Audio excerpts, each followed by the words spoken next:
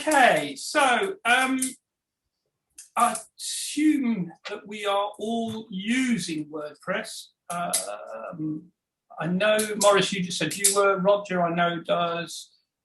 Ian, I don't know. Jackie does. I use it for my well, she would be wife if I got round to marrying her website. Are you going to put that down to social distancing? Well, that's it. Yeah, we you know, it's about a year overdue now. Okay, so I'm going to cover some of what Sian's decided to call the nuts and bolts. She just likes to think up some clever names and then expects me to fill out the content. So we'll see how I get on. So essentially, what is it? Well, it was released in 2013 in May, 27th of May, I think it was, and it was a blogging platform, okay, which is just essentially, it started out as people just writing their diary, I suppose, as a want of anything better. So that's where it came from, but it is a content management system. It uses a coding language called PHP, and it pairs that with a MySQL database or MySQL database, which is where all of your information is stored. Okay, this is all a bit sort of just background info for you, basically. So like I say, you'll get all this, so don't worry about it. And it enables you as the user, essentially, to put words, text, files, images, videos, all into place quite easily, without actually having to know how to code. So you don't need to know how to do HTML, you don't need to know how to write JavaScript or PHP or C++ or anything like that. You can do it yourselves. And that's the beauty of it, essentially. So as I say, that it basically means you don't get a headache, you can quickly add the stuff in, okay? And I say to a lot of people, when it comes to laying out the pages in WordPress, if you can use Word, essentially you can use WordPress, okay? As I say, you don't need to know how to code. So let's just quickly run through the components. So it gives you the ability to curate these things and to put them together in a format that you can then display to your visitors. So the WordPress core files, which essentially just gives you a frame for you to hang everything else onto. And that gives you the majority of the PHP files and the database, all created by the WordPress core files. And then you can put on a theme or have a theme made, depending how you feel and what your objective is. And as I say, it allows you to change the colors, to change the fonts, to change the sizes of the fonts, to change the layout around, to make sure it's responsive, to have a layout that enables you to quickly put together a shop. All of that you can find from a theme, okay? And then that gives you the canvas to put over the frame that you've just got with the WordPress core files. And then you can add plugins into it, okay? These allow you to give extra functionality for your visitors, so you can do things like you can create a directory. Last couple of months, we ran through the e-commerce side, the Woocommerce. So if you sign up for the Academy, when you go in to get this month's stuff, you can go back to the months before and have a look at that. You can run a membership website, which is what our WordPress Academy is, or perhaps even a learning management system. Okay, so you could give people quizzes, courses, content in that form for them to run through and do. So once you've decided what your business is going to be, your business model for WordPress, you can go ahead and start looking at what you can use to create it. So basically now you've got the whole carnival. Okay, so you've got your core, your theme, all your plugins. Now you've got the carnival. So you can go ahead and entertain your visitors as you see fit. So I'll look at a little bit in detail. So essentially what you're going to use to make up your website is media. And in this instance, we're going to look predominantly at images. But your media can be images, MP3 files, so audio, you can use video. And also under media comes things like you can put up Word documents for people to have, Excel, PDF, completely up to you what you want to give to your people, depending on what you've decided your model is going to be, okay? So your media, you have a media library, and you can go in there, and as you can see, I have just quickly put in a document, an MP3 file, a spreadsheet, a PDF, and some images. And I can access them all through my media library. Okay, so I can then insert them into either pages or posts, depending on what I'm trying to do. So one of the things you need to look at quickly before you start with your media library, depending on what you want to do. So let's say you want to put together, a photographer, Maurice, you're a photographer, you just said. So some of your images that you may want to upload to create a gallery could be quite big, okay? So if you go to your navigation in your admin panel and look at media and click on the add new button, you'll see I've highlighted there, it will tell you how big an image or file you can upload, okay? Now, it could be, depending on what version of WordPress you first install, that could be as small as 2 megabytes. Okay, so just for your information, you need to have a quick look there, depending on what you're planning to do. So let's just say, for instance, it is 2 megabytes and you want to increase that size. Just go to your plugins and do a quick search to add a new plugin. And the one I've highlighted there is WP Limits. Install that and activate it. And it'll allow you to actually go in and type in the sizes of your files that you can add in. Okay, it's one way of doing it. If you don't know how to use FTP and things like that, this is a good way to do it. You can do it quite simply. So you could just go in there, in this box, and type in, you could if you're any good, type in the size that you wanted. So in this instance, I was up to 50 megabytes and just hit update. And it's all done for you. It will write all the files that you need, and you can just go ahead and start loading up your files. Oh, excuse me. So that's media. My advice to everybody is do not upload video to your website, okay? Because you will very quickly use up, one, your file space that your hosting provider gives you, and two, your bandwidth when people try to watch it, okay? You're far better off putting your videos up onto either YouTube or Vimeo and then linking to them on your website, okay? So let them use up their file space and their bandwidth. Don't interrupt your visitors just to try and put some videos up. Unless you're building a learning management site, perhaps.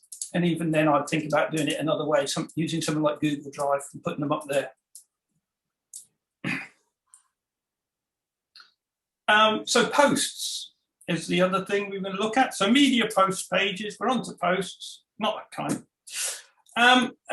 This is a bit of an anomaly, really, because technically, as far as WordPress is concerned, everything is a post. Because it stores everything in the database under a bucket called posts, for want of a better description. But essentially, posts are regular, i.e., so as I said, it started as a blog, so it was essentially an online diary, so you'd write once a week, or you may even write once a month, so they're regular, they're time-specific. You can sort them into categories, and you can assign tags to them. And for those that haven't been here before, the way I sort of define categories and tags is that categories are the chapter list at the front of your book, and the tags are the index at the back. Okay, so let's just say we were doing a website on films. Okay, our categories would be our genres, perhaps. So we'd have thrillers, crime, war, western, whatever. And then within that, we may have a film in each one of those genres that's got John Wayne in it, for example. So we would tag John Wayne. Okay, so does that make sense to everybody, how that, the difference between a category and a tag and how they work as a content at the front and the index at the back? Okay, and what you're doing is you're just helping your visitors to find information. So if they want to watch everything that's a Western, they pull up the Western list, and then all of a sudden say, oh, I wonder what else John Wayne is in. They can follow the tag and pull up all the films that John Wayne is in. Okay? Hopefully that makes sense to you all. And that's how they appear in your library. Okay? And the top one will always be the last one you wrote. Okay, so I said they're date specific, and so the top one will be the last one. And as I mentioned, there's different types of posts, okay? So here, the top arrow is actually linking to our navigation for posts. Then we've also got one here on this website, an appointment thing. We've got a directory, we've got a calendar, and we've got products in Woocommerce, okay? And they are all different types of posts, as I've said. And as I quickly go through, you'll understand what I mean. And if we look here, this is a learning management system. And again, it's just another type of post. It appears next to posts on here. And there's a different breakdown we can have for it, okay? So if you wanted to create a course or a lesson, this is how you would use it. So does that make sense to everybody? Yeah. Okay. So the appointment one we were using, okay? It's a free plugin. That's what it's called, Easy Appointments. It was last updated 3 weeks ago. I took this shot today, so it's still good. And you just go in and you just add your appointments in here. So you add your locations, your services. So for example, for hairdressers, who your employees are, and then people can book appointments through the front end. Okay, and you can then link it up to a calendar. If you want to link it up to multiple calendars, things like that, generally you're now looking to have to pay.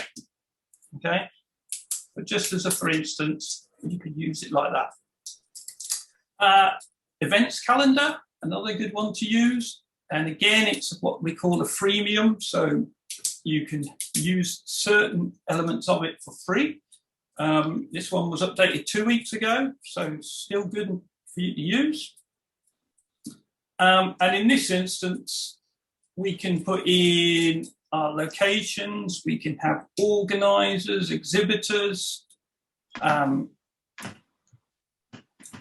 and that's, if you see, there's a theme building here. They all lay out the same way. All of these posts and pages and things all laid out the same way. So that's how it would look in the back end. If you then went into one of them, same as before, there's a lot of text you can put in. So this is what my event's about. As I say, they all look the same. We've got the publishing bits and pieces over on the side, the same as we have on our WordPress posts and our WordPress pages. We can have categories the same on here. And then a bit further down the screen, there's the actual elements for the event itself. So the description of it, and now we can start putting in when it starts, when it ends, is it repeating, what's our hours that it's going to be on, organizer links to payment gateways if you wish. And then that's the event from the front end. So we got a button so that people can donate. There's got a basket so they can buy things. They can add it to their calendar straight off here. Okay, so hopefully this has given you some ideas of how you could perhaps utilize some bits and pieces in your business. Mark, can I ask a quick question? Of course. This is really interesting, thank you. This the donation button, does that run through some sort of payment software? Yes, it does. I'll double check in a bit because I think off the top of my head it just does PayPal by default. Right. But you can link this into WooCommerce. Thank you. Yeah. So you can run it that way. So if you wanted to have the event and there's different levels of tickets that people could buy, yeah, you could run that through WooCommerce and do it that way. Thank you. Yeah. And speaking of WooCommerce, as I said, we ran through this the last couple of months, but again, we can add products in to WooCommerce, and we're back to the same sort of view. Okay, so everything will be familiar to you. Yeah, it's the same sort of layout. So in this instance, we've got our products coming down rather than posts. And then we're into our product, and now we can start writing our description. We've got the same elements on the side. We can put in product categories. We can put in product tags. So you've got your big block of text at the top, same as we're used to seeing. And then you come down a little bit further and you've got your product data. So this is now specific to this type of post, okay? And you can start adding in how much people are going to pay for it, what your stock numbers are, etc. Excuse me, I need a bit of a drink.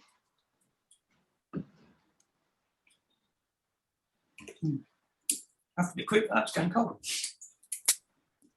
But as I say, the good thing is you can see that all of the screens are fairly familiar. Yeah, so you shouldn't feel that if I start doing X, I'm going to be overwhelmed. Okay. So pages, the difference between pages and posts. I said they're evergreen elements of your website, so they don't really change. They're the cornerstones of your website. So like the contact us page, it's going to be like that all the time. All right, you may change the phone number, but that's it. Apart from that, it's going to be there. So you may have a gallery. Maurice, possibly for you, a gallery in that respect, or probably several if you do several niches, shall we say. Or even it's a good idea to split them up anyway, because by the time you start putting lots of images into one gallery, you are slowing down the page load. Okay, so it would be a good idea to have galleries and then split it down underneath into different, so men, women, children, whatever, you know, whatever if you do products, split your products down, and people could then go and find it easier. Or landing pages, which we'll move on to very shortly. And again, pages, this is where we create our pages. The view is the same. And most of us have probably seen it. If we're running a WordPress website, we'll have seen this. Pages are in alphabetical order. Yeah. And I don't know, does anybody use child pages at all on their website? No? Okay.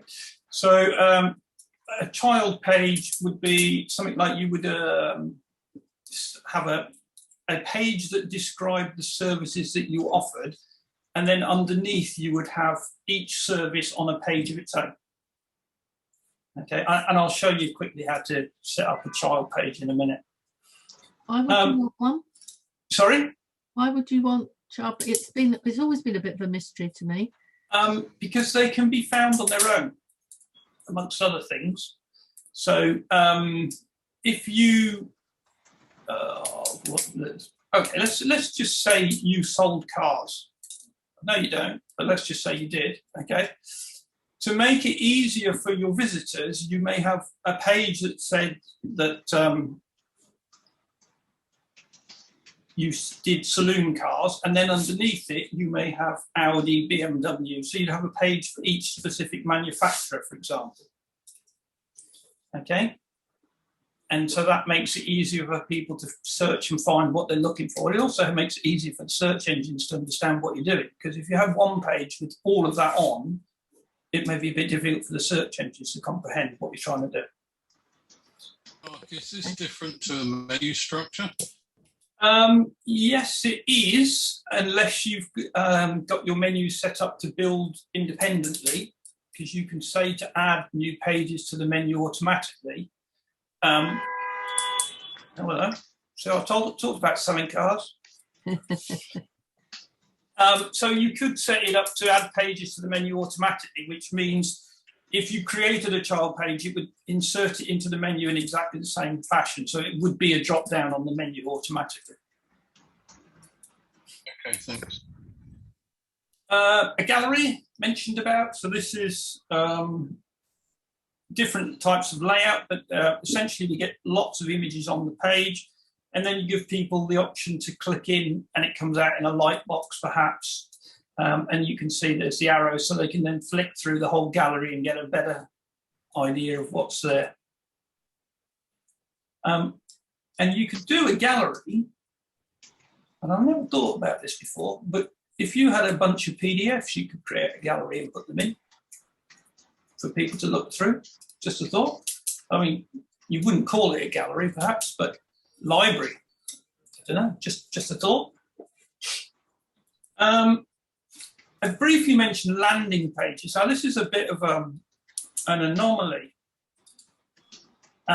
because landing pages are often associated with something like sign up for this, coming soon, that sort of thing. So it can be part of your website, but just not included in the menu structure. Okay, so it doesn't need to have links to other pages on it.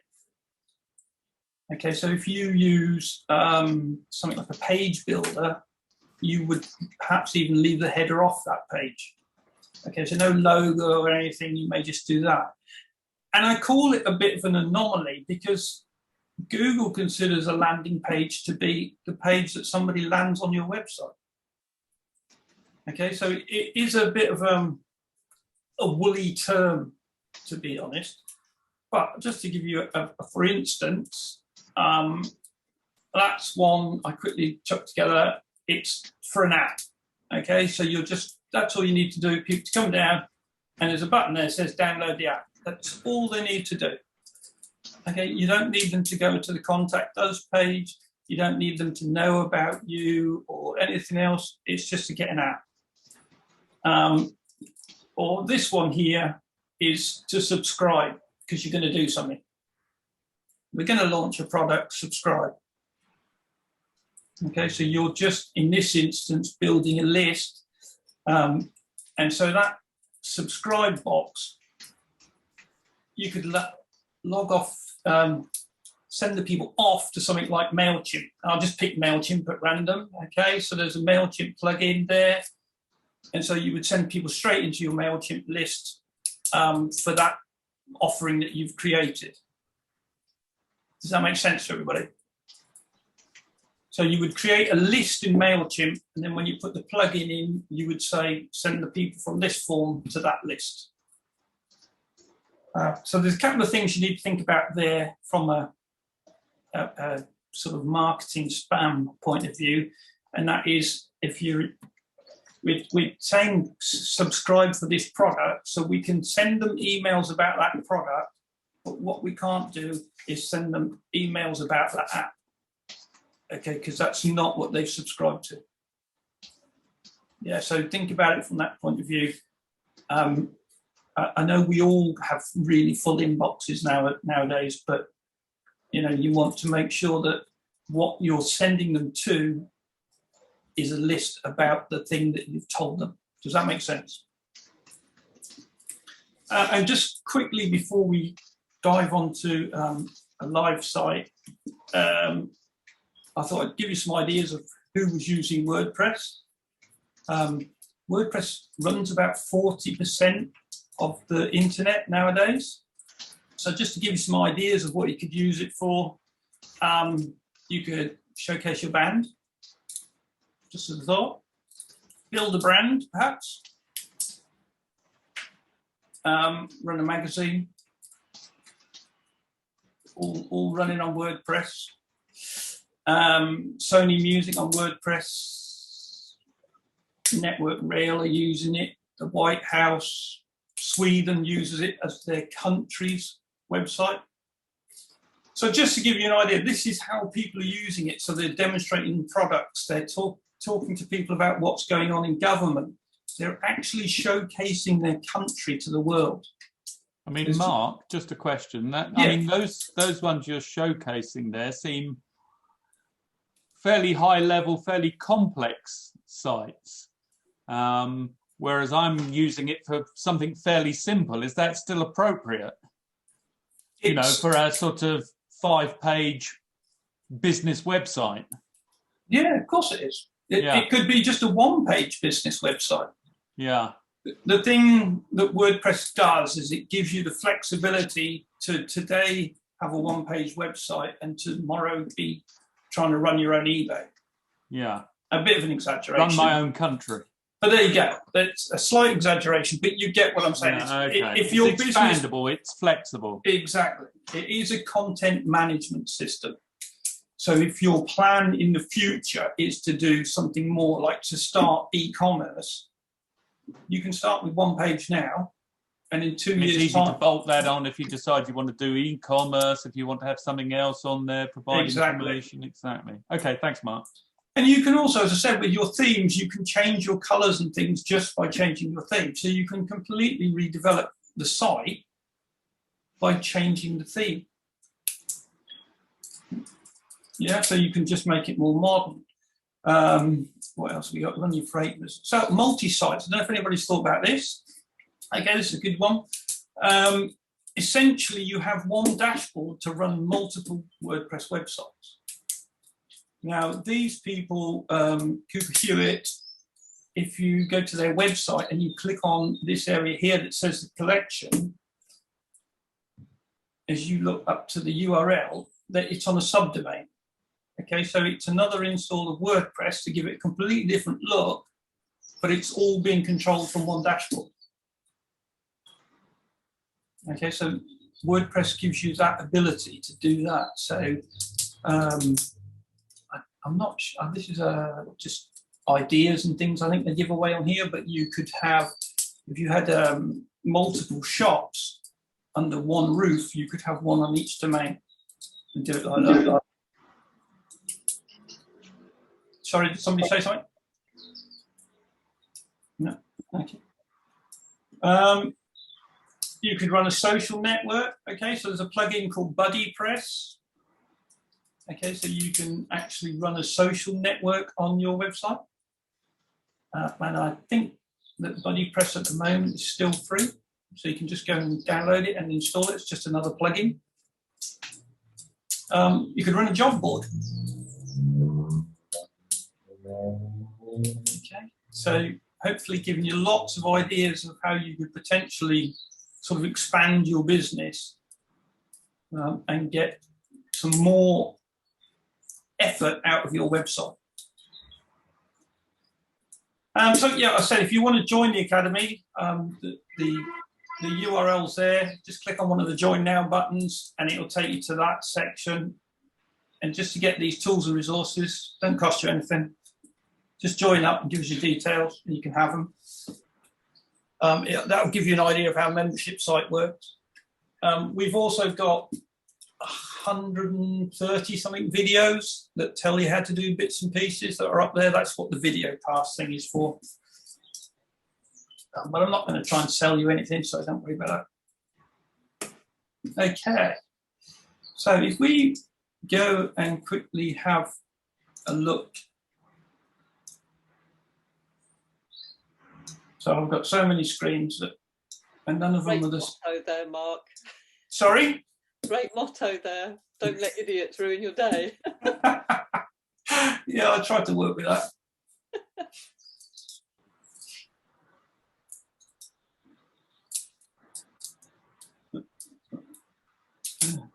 Here we go. Have I overwhelmed our internet? Or maybe not. Okay, so we were talking briefly, let's deal with child pages. Okay, so we got a contact us page here. So let's, for example, think that what we may want to do is have our contact us and then our about us as a page underneath. Okay, so we would literally add a new page.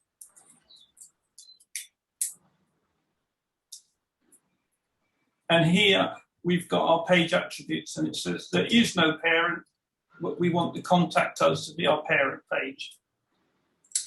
Okay, I'll just call this the team. And if I just save it as draft, ooh, terrible, look, my fingers don't work properly. the team in capital letters like that. So if we now look at all pages again, we'll see that that one is not in alphabetical order because it is a child of that one. So it will fall directly under there. Okay, and that's what that hyphen is there for. But Roger, to answer your question, you were talking about how it works for the menus, etc. If you go to your appearance and menus, no, hold on, I can't. I haven't published it yet, so I won't be able to see it. I was just trying to understand the difference between that and the menu.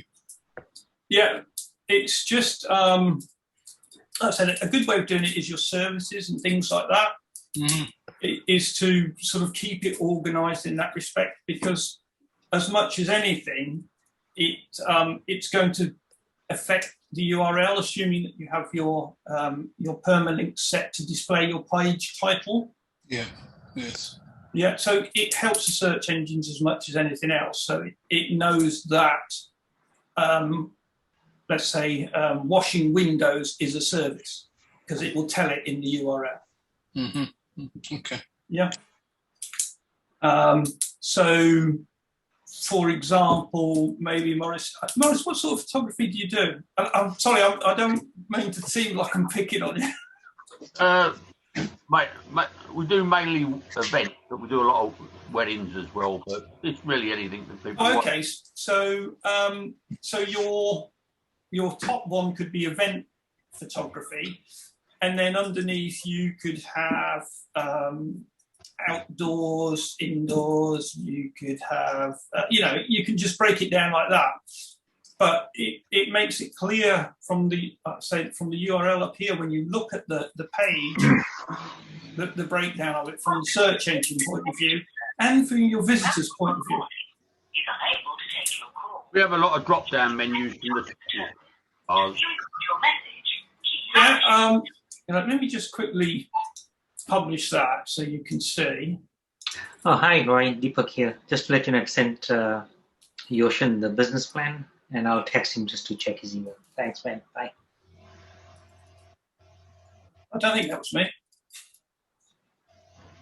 So building your menus is slightly different.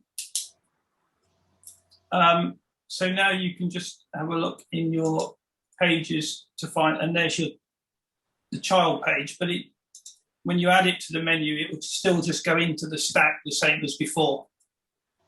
So anything you add to the menu from that point of view is just going to get added at the bottom, and then you can move it to where you want afterwards. Can we view that on a page so we can see how it looks on the page? Yeah, sure. So if I leave it there and save the menu, you won't see a lot of this because it's a membership site. Until you join, you won't see a lot of this menu. But let me just.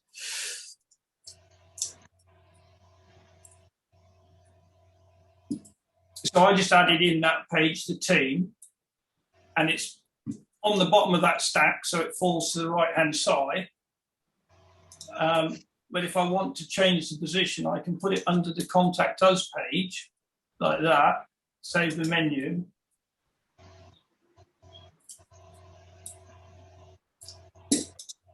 And if I refresh the page, you've now got a drop-down arrow next to the Contact Us, and that's where it's placed it. Yeah, it's basically what we use for ours. Yeah, and it's a good way to do it if you have a list of services. So that would be services, and then you would have the drop-down underneath. So you have your event photography, and then the different types of events that you do, perhaps, or you may do it by area, depending on how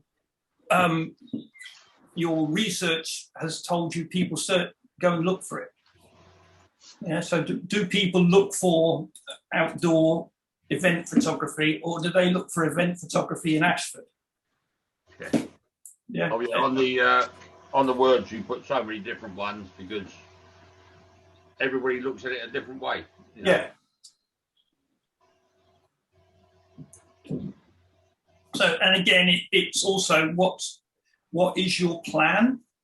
So we always say to everybody, before you start building, get your paper and your crayons out and draw out how you think it's going to look. Okay, and don't be worried about getting it wrong, because you may think that people are going to go and look for services, but they may think of it in another fashion, and you can quickly change it. Yeah, I mean, your menus will be built, so this is your page names, but you put them over here, and now you can just call it something else. It's still going to go to that page, so you haven't got to rebuild your page, you can just change what it's called. Yeah, so now this is our team instead of the team, because that's how people look. Yeah. Is everybody quite comfortable with using the menus? I mean, and we were talking about creating drop downs. So if you've got a bunch of services, but you haven't got a page that's all about services, you could still arrange them in that drop down. So what you can do is you can create a custom link.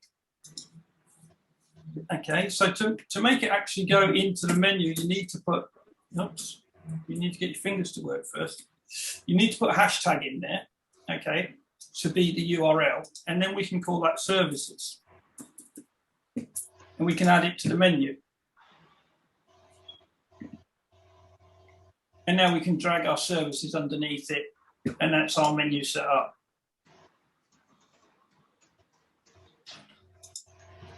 As that works now, okay, the problem we've got is that services is clickable, but it doesn't go anywhere. So come back to your menu, open up your drop down, and now delete your hashtag. It'll stay there now, and that means that's no longer clickable on the menu. So all you'll have is the word with the drop down next to it, so that people can just. Somebody sat in the street. So now you can see I can't click that. It's gone. All I can do is use the drop down, and people can get the bits underneath it. Did everybody say that okay? Yeah, understood. And now I must remember to take them off the menu because they don't actually exist. So that was one. Oh, the other thing I wanted to talk to you about was having stuff for your clients. Okay. So how about having a page for your client? Okay, so we already know we don't need to add it to the menu. So this is going to be our page for our client. Okay, and now what we can do is, you see here it says visibility public. We can edit that, and so we can password protect this page. Okay, and then we can send our client a link to the page and the password. Okay, so if you want to have stuff just for them, so maybe you want people to have a look at some proofs, Morris, for example. Yep. Just put a couple of images up on the page and send them. So you would send them that link and a password. So does that work for anybody? Will do, actually. Yeah, it's just a quick way of protecting information. Where's my menu come back?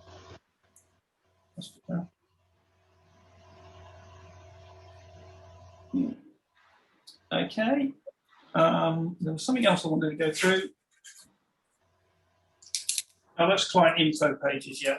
So that was it. Has anybody got any questions? I'm sure there must be some. Cool, that's done it. That's been quite clear so far, Mark. Okay, I've got an awful lot of stuff on my screen here. You can see custom fields, things like this. So if you guys are writing for SEO purposes, we use Yoast. I don't know if any of you do. So if you should ever have a point where you cannot see this on your screen, If you come to the top here, this screen options thing, you'll need to make sure it's ticked in here. Okay, otherwise these items will disappear off the page. So if I untick that, it's gone. I can't use it. So if you get to a point and you think, where's so-and-so? That's your thing. And you can even do that for your like your page attributes and things like that. You can knock them off by accident. Okay, just something to be aware of. And you'll also see if you look at your page, so ours here has got quite a bit of stuff on it. And depending what you're trying to do, different plugins have introduced these bits and pieces in here. Whenever your mouse goes into this black crosshairs, you can literally rearrange these items on the page. Okay, it's always quite a useful tip because sometimes you'll have bits here like comments. Not interested in comments. I can either switch them off or I can drag them to the bottom of the page out of the way. And that applies over here as well. I can change these bits and pieces around. Yeah, so depending what you use most, you can switch it around on the page to make it the most accessible for you.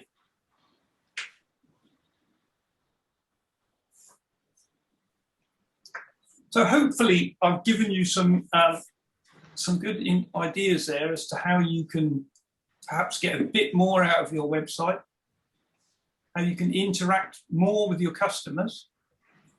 Yeah, so the appointments thing, especially for some of you, would probably work quite well. Yeah, online appointments would be quite useful. So don't forget, I've shown you a plugin that can do it. There are other tools that you can use that you can then input some script onto your page. I'm thinking of things like Calendly. Okay. Yeah, I've heard of Calendly. Which allows people to change their appointment. Oh, no. Okay, so you say, I've got 30-minute slots, for example, and I do them Tuesday and Thursday afternoon. And they go in and they say, I'll have that slot.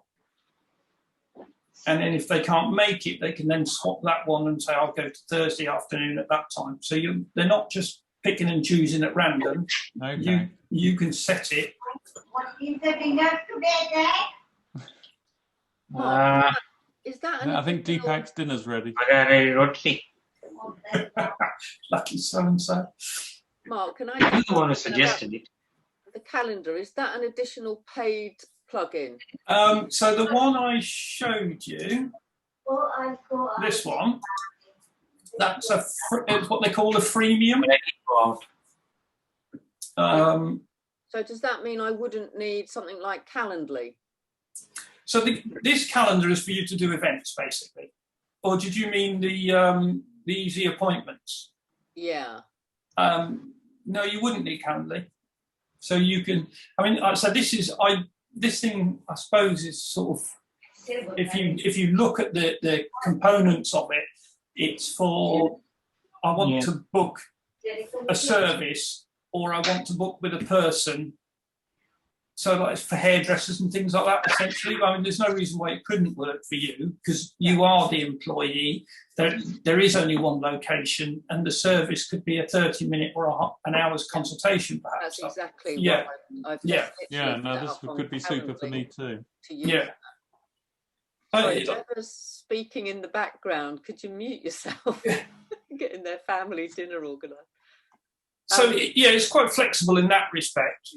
So is that a standard item? Because I'm currently in the middle of a new web build and they've allowed me access to the build site, but I can't see that on my dashboard. No, it's an additional plugin. I've just searched it, Mark, and found it, so it's there quite easily. Yeah, it's in the plugin repository. It's not one that you have to go and hunt for. Those of you that aren't aware, if you go into your plugins, assuming that you have administrator access and add new,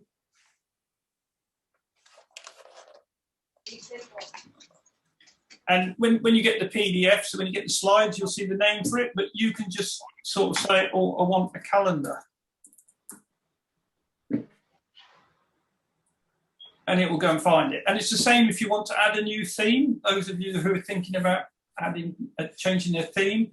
So in this instance, calendar, that's the one we use. It's telling me I've got an update, but you can just install it from there. Brilliant. Okay, but always check this. Look at the details. Okay, there's more details. Check that. Okay, because it will tell you when it was last updated, what version of WordPress it runs on, and which version of PHP it requires. And do they then synchronize with your own calendar? So, for example, Outlook or... No, you would have to tell it things like that. Right, so you would perhaps have to do a little updated. bit more research to find out which one works Yeah. for you in that respect. I'm not sure with that events one off the top of my head, that appointments one, if it just works with Google Calendar or something like that. Yeah, that's fine. But I think as a freemium, the free version will only work with one calendar. Yeah. So although it's set for you to have multiple employees at multiple locations, you would have to pay to be able to put all of their calendars in. Yeah. I mean, for most salons, I should imagine they would probably just have a central calendar. Oh, that's really useful. Yeah. It's so frustrating when you're working across about 3 or 4 different subscription softwares, especially when you're not a non-techie. You've got to get them all talking to each other. It's quite yeah, most of them will have a write-up with them. And like I said, be very wary of anything that's over a year old. Yeah. That would be my advice. But it will tell you whether it's what version of WordPress it's compatible with. Okay, because if you're on WordPress 5.6.3, I think we are now off the top of my head, and you click onto here and it just says compatible with 4 point something, run a mile, go and find something else. Because the chances are that it won't be compatible with what you've got, and something will not necessarily break straight away, but there's a potential in the future that you're going to hit hiccups. So the software's not talking properly, and you'll have people saying, well, I booked with you, I've got the link, and it's not in your back end or something like that.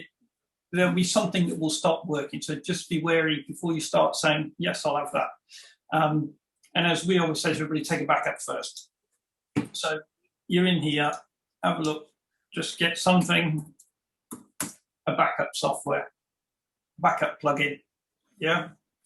Talk to your hosts, okay, because most hosts will do a backup on a regular basis. Yeah, so that's always good to know. But have a look in here and see what's there. Find something that will work for you. Because we look after websites for people, and not only do we take a backup, but we also run testing so that we make sure all the plugins will work before we just sort of run it out onto the live site. Especially with things like WooCommerce. Okay. Does anybody run WooCommerce? Richard, I know you do. So that's something you need to be aware of. And WooCommerce is quite good because when you go to do the update, it will tell you if you've got plugins that don't work with it, and are you sure you want to go ahead. But it's something to be aware of. All of a sudden, you've got some element of your website that won't work. But you've seen how to do a search for something, and you may need to swap out the plugin that you're using for one that is actually up to date. But if it's just under construction at the moment, it might be worth saying to them, I want this, and getting them to include that in the build.